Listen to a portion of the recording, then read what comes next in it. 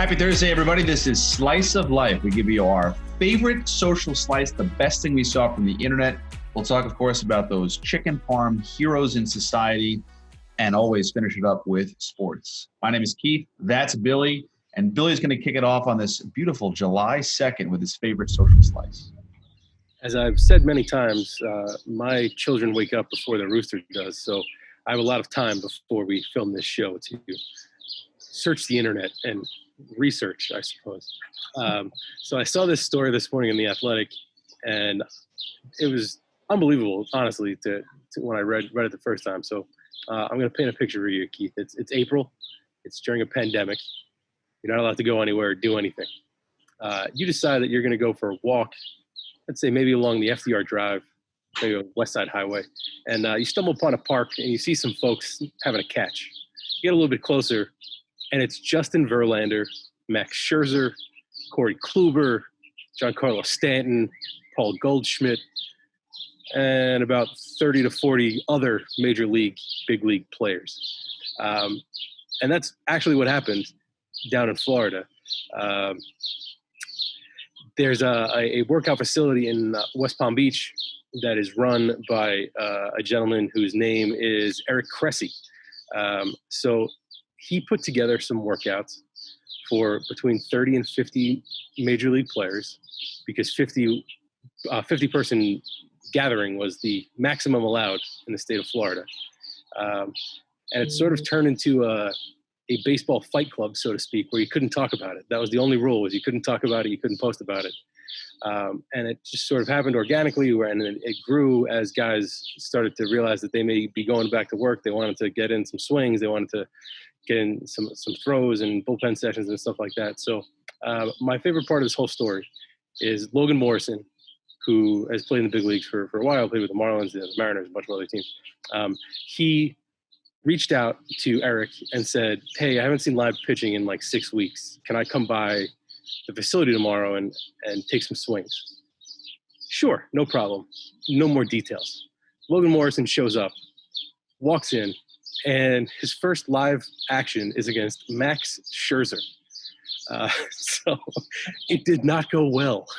So the next day, he only faced another Cy Young Award winner in Corey Kluber.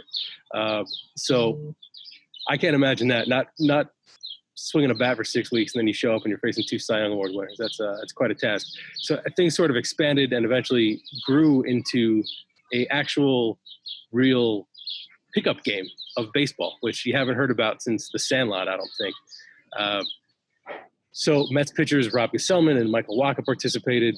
And during this game, which featured Paul Goldschmidt and Giancarlo Stanton and yada, yada, yada, all these other people, they went through 56 baseballs. 56 baseballs may not seem like a lot to you, Keith, but Eric Cressy was paying for these out of his own pocket, and they're about $200 a dozen. So this guy got burned for $1,000 going through baseball during a pickup baseball game. But just the visuals of this and just how nobody knew about it. And in a world of social media where everything's on social media, it's pretty cool to see that they were able to pull this off, and guys got together and they talked about how Eric Cressy's wife threw out the ceremonial first pitch for this because she was the one putting it all together and finding the locations and the times and making it work for everybody. And they paint a picture of one of the last workouts where Max Scherzer was throwing a bullpen while Jacoby Brissett was throwing passes and a NFL punter was trying to kick an 80-yard coffin corner punt, all on the same field in Florida. So it sounds like summer camp for grown-ups, but it was pretty cool to hear about. Yeah, this is literally, we'll talk about it later too, this is Field of Dreams. Like all you, me, every baseball fan wanted was just cameras at that place. Like that's all we needed. They organized this maybe better than we figured out MLB was able to put it all together. That's insane. I mean, you talk to some of the minor leaguers, like we'll talk to Cyclones who are just coming in. Hey, where do you work out in the summer? And they say, oh yeah, well, a big leaguer is sprinkled in here or there. Oh, that's cool. Well, how about 30 of them? It's insane. That's like it's an all-star crew.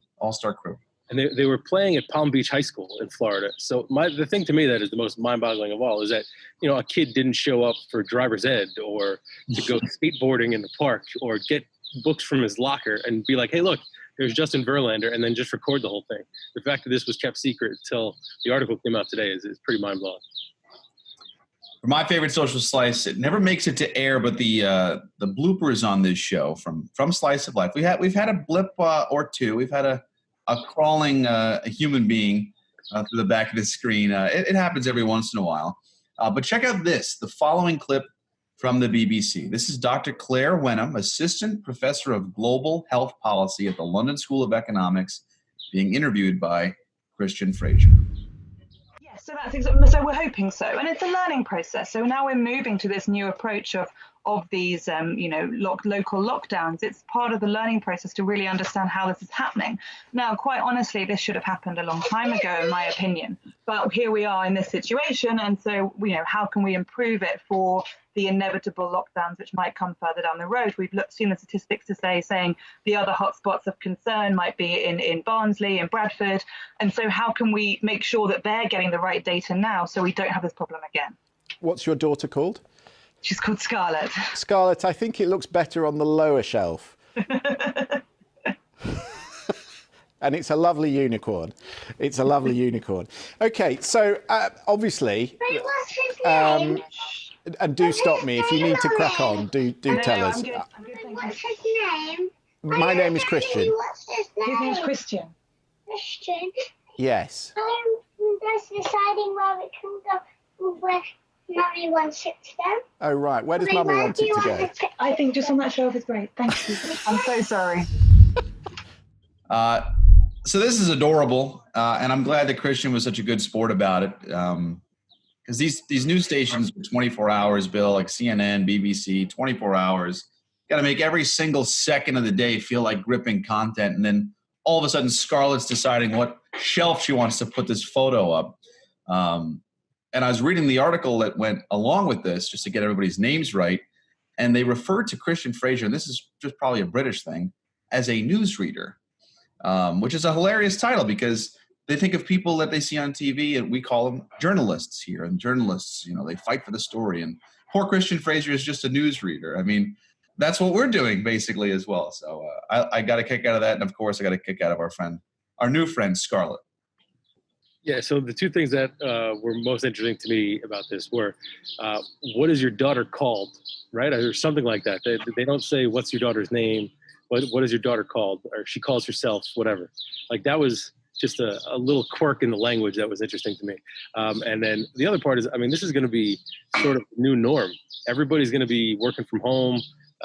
There's companies that are saying this is going to be a permanent thing. So you're going to be in a board meeting and all of a sudden there's going to be a kid coming in from the side screaming that he wants muffins. So this is very relatable for sure. Chicken Parm Heroes, quick shout out to our boy, Director of Partnership Development, Tommy Cardona. He's been a big quarantine biker, pedaling 30, 40, 50 days at a time. Well, there's a runner by the name of Ryan Clifford that, Tommy, unfortunately, Ryan's going to tell you, 40, 50 miles? That's cute. Because Clifford is an ultra marathon runner, and he's going to be raising money for the John Thiessen Children's Foundation. Billy, get this. He's running from Montauk to the Brooklyn Bridge, 131 miles, and he's going to do it in less than 24 hours. Comes out to about 11 miles per hour. 11 minutes per mile. Sorry, they're putting scaffolding on my face today, so it's a little loud here. 11 minutes per mile. Good Lord. And it's going to happen on Tuesday. He's got the whole map planned out, but he's going to end up going down Montauk Highway and running through downtown Brooklyn when it's all said and done, across the Brooklyn Bridge to the Montauk side. If someone gave me the directions that this guy has, I'd be annoyed. But he's running it. He's hoping to raise $5,000, what I'm sure as this story continues to pick up, he should raise a little bit more than that. 131 miles in 24 hours, Bill.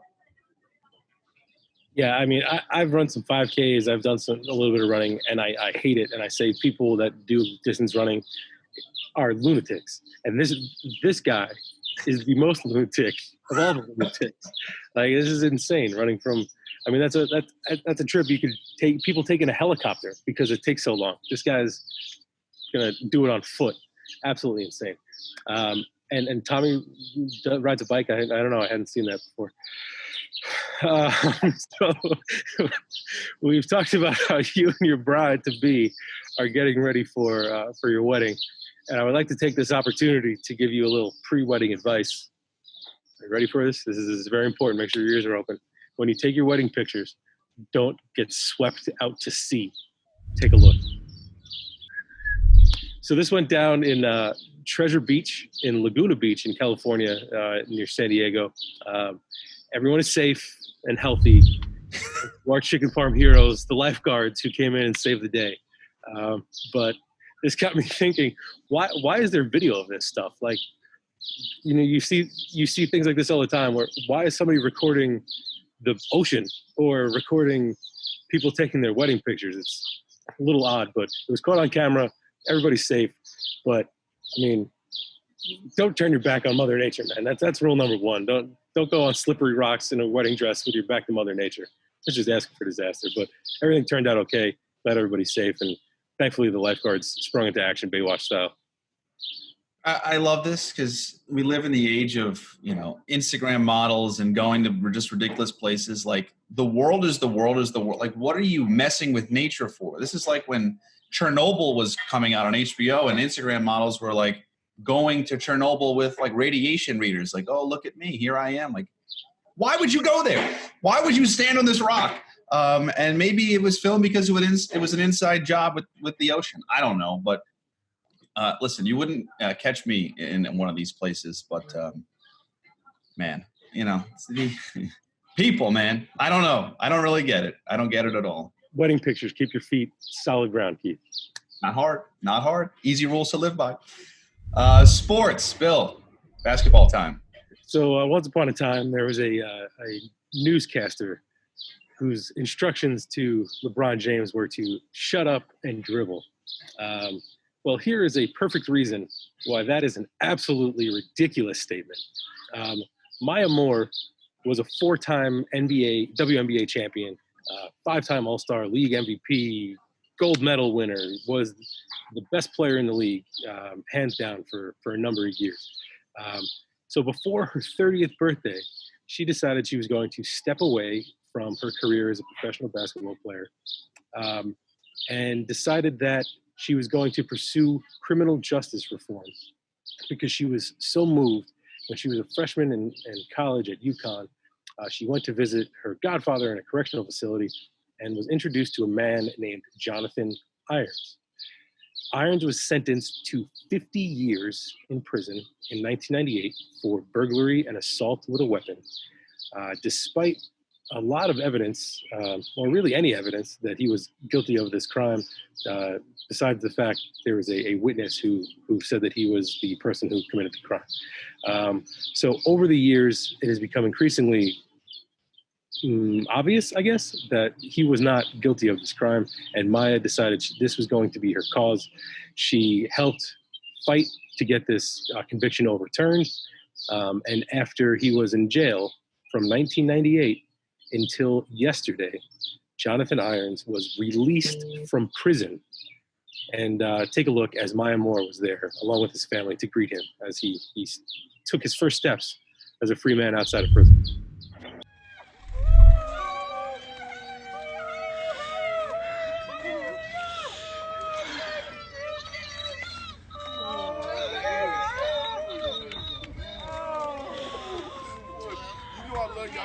Can you hear it? Jonathan just walked out.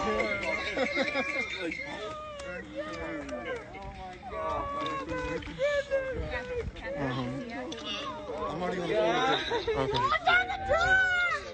Oh my God!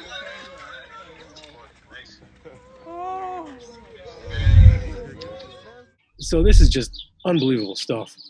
You hear these stories from time to time about, years later, with the increase in technology and DNA testing, science gets better. You find out that these people have been wrongfully incarcerated, and it's absolutely terrible. I can't imagine what that must be like for these people that are coming out of jail. It's unbelievable. There's TV shows about it, documentaries about it, if you have some time.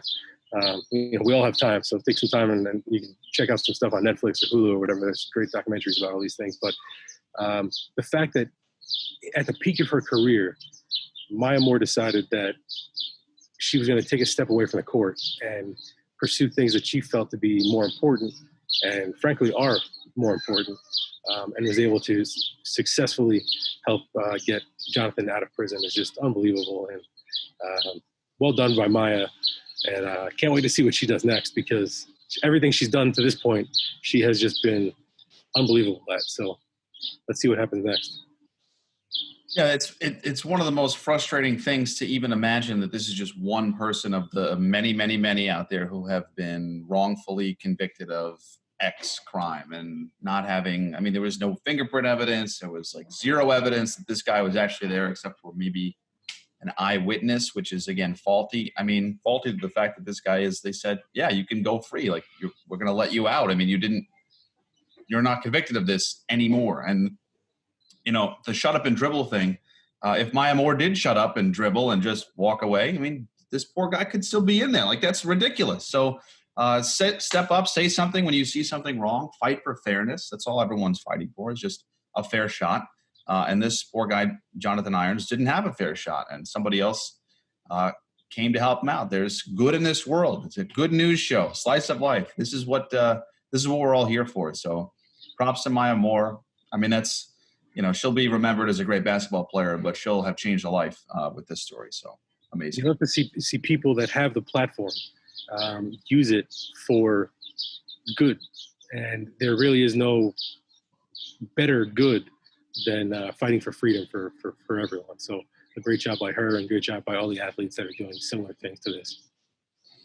Final story. We're going to bookend it. We talked about Field of Dreams with you, Bill, with all those, I guess, current day big leaguers, but the ones from Field of Dreams, Shoeless Joe Jackson's of the world, brings us to the Field of Dreams game that was supposed to happen this summer. MLB says it's still going to happen, but the Yankees will not be part of it, unfortunately, for Yankees fans. Instead, the game in Iowa will be between the Chicago White Sox and the St. Louis Cardinals. At least that's according to reports. The game is set for August 13th.